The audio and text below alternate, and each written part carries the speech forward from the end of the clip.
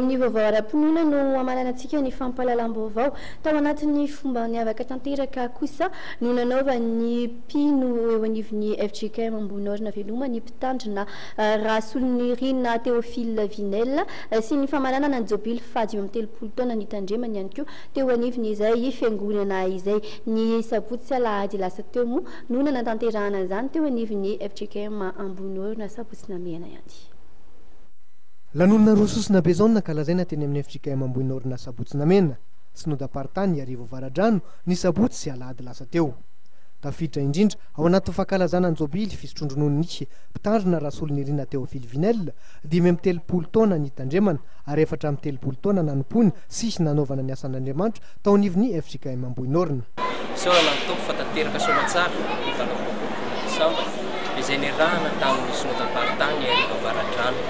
Ny fitiavan-toko lahafahantsika nanotanteraka izay iraka izay tratra somatsara ihany koa tanjona arak'izay niaverana azy. Ny alahady 7 Desambra moa dia vita loany somatsara ihany koa. Lehibe ny fitiavan-toko satria dia nametraka tanjona isika mianakavy tamin'izany dia amin'izay mitentina zato tapitrisa iray milanja na 20 tapitrisa ariary. Tratra ny ezaka nataontsika. Nampisongadina ny andro faharoa dia ny alahady ny fanompoam-pivavahana lehibe ny arahana tamin'ny fiangonana sy ny zanak'ampelezana marobe. Ny pasteur Rasendrasina Lala filohan'ny FJKM kosa no nitondra ny tenin'Andriamanitra. Dia tsarona mandrakary teo amin'ny tantara. Mahafinaritra ny fiangonana rehefa misaraka amin'ny fifaliana tahaka ny atao ankehitriny, misaraka amin'ny fifaliana. Fa mampalemy zany hoe fiangonana hoe efa tsy arina inona lasy.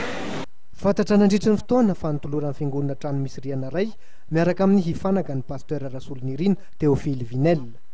Natolotra mpitandrina ihany koa ny fanampiana rabola ho an'ny fisotrondronony ary azo vola fisotrondronony isam-bolana ihany koa izy. Sakafom-pifaliana no namaranana izao lanonana izao.